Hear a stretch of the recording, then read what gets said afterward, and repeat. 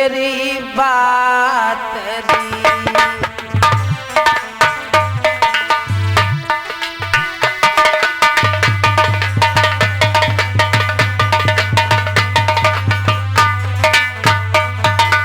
जवाब दिया, सुन रहे हो राजन? अरे एक तो ब्राह्मणो यहाँ उठ बोलो राजा, सुन ले मेरी बात री।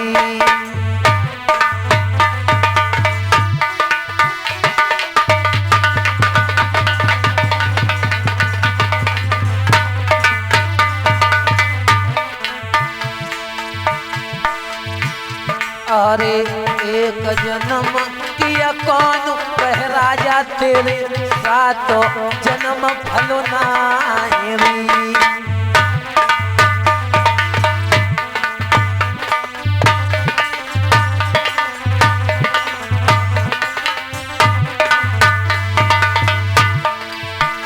अरे एक जन्म किया कौन कह राजा, तेरे सातों जन्म फल नायरी।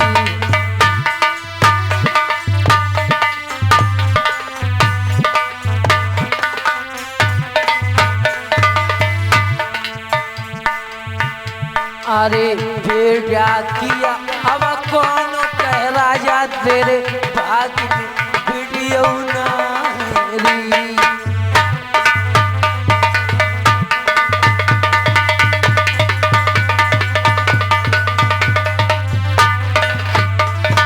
जवाब दिया राजा, एक जन्म की का कहे 7 जन्म तक तेरे कोई लला नहीं है। समझना भाइयों, अगर किसी पिता को पता चल जाए कि मेरे इस जन्म में कोई संतान नहीं है, तो उसे कोई समझाने वाला पैदा नहीं होगा। और राजा के 7 जन्म तक कोई संतान नहीं, तो राजा के दिल पर क्या बीती होगी वो राजा ही जानता। अरे इतनी बात सुनी राजा ने धड़म मारे जमी से भूख री।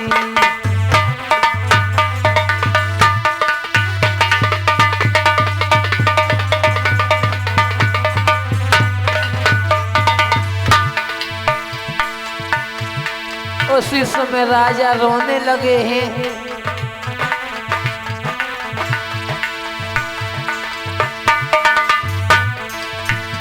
हाथ में तेगा ले लिया, राजा मरने के लिए चले। तब तक मैया बाछिल आई गई।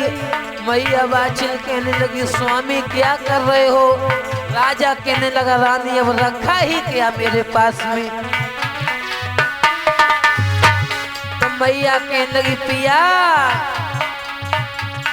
बलम सुनो बात हमारी,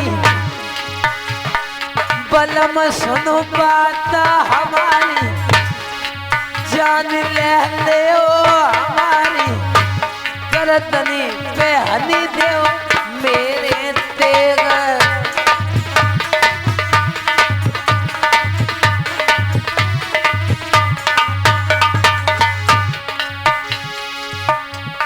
तो सैया रूढ़ियो करतार, बेड़ी बेड़ा नहीं के समझने।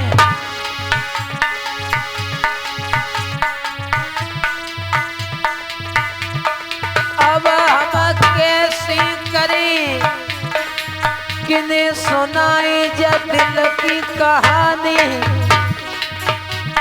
इतनी कह के रोई गई आज महारानी।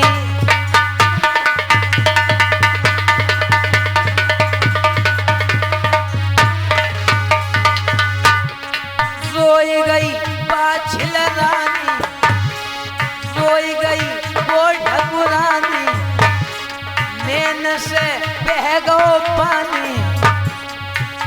धरती पे मैया हाथ पछाड़े,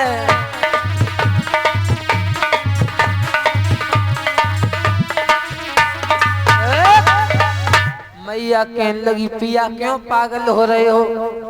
उसी समय राजा देवराय भगवान का चिंतन करने लगे, कहने लगे बारे कन्हैया अब तेरे बिना हमारा कोई नहीं है। उसी समय भगवान विष्णु का भक्त लोगों सिंहासन हिलने लगा। जैसे ही वो सिंहासन हिला तो बाबा नारद आए गए भगवान विष्णु के पास। तो विष्णु कहने लगे हे नारद हमारा ये सिंहासन क्यों हिल रहा है, बोलो ना, बोल क्यों नहीं रहे हो। नारद कहने लगे महाराज तुम्हें नहीं मालूम, एक लला के पीछे मंजलोक में महाराज देवराय आपकी उपासना कर रहे हैं। भगवान कहने लगे अभी तक मंजलोक में इतने दुखिया जीव रहते हैं जिनके घर में कोई संतान नहीं है। इसी समय भगवान कहने लगे नारद चिंता न करो, अति शीघ्र जाते हैं और राजा देवराय के दुख को हम दूर करेंगे। एक महात्मा का रूप बनाया और महात्मा का रूप बना करके भगवान विष्णु चले हैं महाराज देवराय के